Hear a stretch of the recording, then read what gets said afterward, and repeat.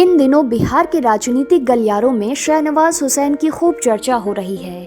राजनीतिक विश्लेषकों का मानना है कि आरजेडी को तहस नहस करने के लिए बीजेपी ने शाहनवाज हुसैन को पटना में शिफ्ट किया है। साथ ही बीजेपी इस तीर से और भी कई निशाना लगाना चाहती है।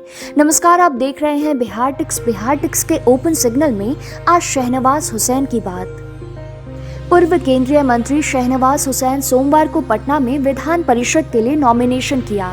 बीजेपी के राष्ट्रीय प्रवक्ता को बिहार की राजनीति में उतारने के साथ ही कई तरह की चर्चाएं भी शुरू हो गई हैं। शाहनवाज के जरिए बीजेपी पार्टी के अंदर नया नेतृत्व तैयार करने के साथ मुख्य विपक्षी दल और राज्य की सबसे बड़ी पार्टी आरजेडी को तहस नहस करने की भी तैयारी कर रही है।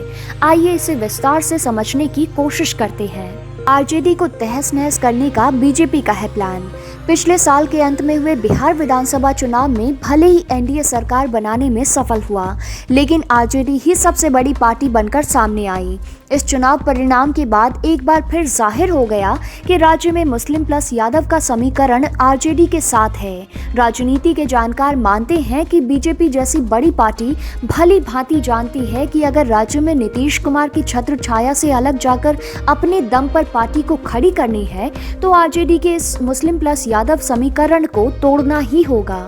इसी कड़ी में 2019 के लोकसभा चुनाव से ठीक पहले बीजेपी के तत्कालीन अध्यक्ष अमित शाह ने नित्यानंद राय को राज्य में बीजेपी का प्रदेश अध्यक्ष नियुक्त कर दिया था। 2019 के लोकसभा चुनाव में इसका असर भी दिखा। नित्यानंद राय की अगुवाई में एनडीए ने राज्य की 40 में से 39 लोकसभा सीटें अपने नाम किया था। इनाम स्वरूप नित्यानंद राय को गृह मंत्रालय जैसे अहम विभाग में राज्य मंत्री बनाया गया है। हालांकि माना जा रहा है कि बीजेपी सही वक्त का इंतजार कर रही है और पार्टी एक बार फिर से नित्यानंद राय को बड़ी जिम्मेदारी के साथ बिहार में उतार सकती है। चर्चाएं यहाँ तक हैं कि यह जिम्मेदारी मुख्यमंत्री के पद की भी हो सकती है। इसका अनुमान उसी वक्त लगाया जाने लगा था जब बिहार विधानसभा चुनाव में नित्यानंद राय से ज्यादा रैलियां कराई गई थीं। इसके अलावा जब सरकार गठन का समय आया तो नित्यानंद बीजेपी की ओर से अहम रोल निभाते देखे गए थे। माना जा रहा है कि बीजेपी नित्यानंद राय जैसे चेहरे को आगे कर आरजेडी के यादव वोट बैंक को अपने साथ लाने की भरसक कोशिश में जुटी है।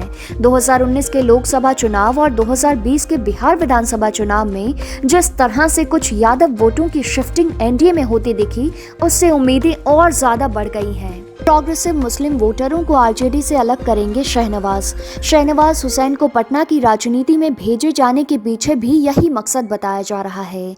बीजेपी शाहनवाज हुसैन के जरिए बिहार के प्रोग्रेसिव मुस्लिमों को अपने साथ जोड़ने की कोशिश करने जा रही है। इससे पहले बीजेपी पर आरोप लगते रहे हैं कि वह असदुद्दीन ओवैसी की पार्टी AIMIM को बिहार में बैकडोर से सपोर्ट कर रही है। हालांकि ओवैसी और बीजेपी के नेता इसे बेतुका बताते रहे हैं।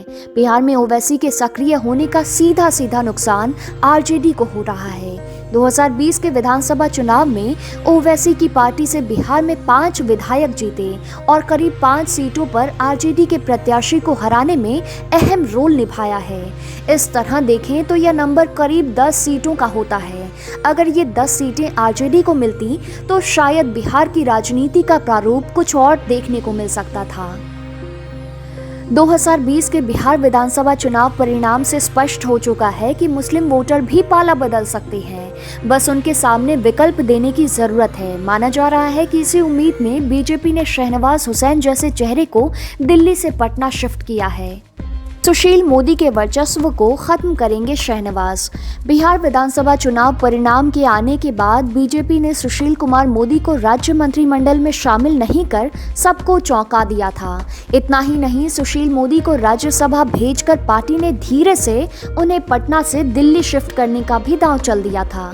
माना जा रहा है कि बीजेपी सुशील मोदी का वर्चस्व पार्टी के प्रदेश नेतृत्व से खत्म करना चाह रही है। बिहार की राजनीति को जानने समझने वाले सभी जानते हैं कि सुशील कुमार मोदी और शाहनवाज हुसैन के बीच कभी भी सब कुछ सही नहीं रहा है। अब पार्टी ने जैसे ही सुशील मोदी को दिल्ली शिफ्ट किया है, उसके साथ ही शाहनवाज हुसैन को पटना भेज दिया है। ऐसे में ये भी माना जा रहा है कि बीजेपी का केंद्रीय नेतृत्व शाहनवाज हुसैन के जरिए बिहार बीजेपी में सुशील कुमार मोदी के वर्चस्व को खत्म करना चाह रही है। हालांकि शहनवाज हुसैन के पटना आने के बाद शुरू हुई इन अटकलों में कितना दम है ये तो वक्त ही बताएगा, लेकिन यह भी ज़रूर है कि शहनवाज हुसैन जैसे चेहरे को दिल्ली से पटना यूं ही नहीं शिफ्ट किया गया है।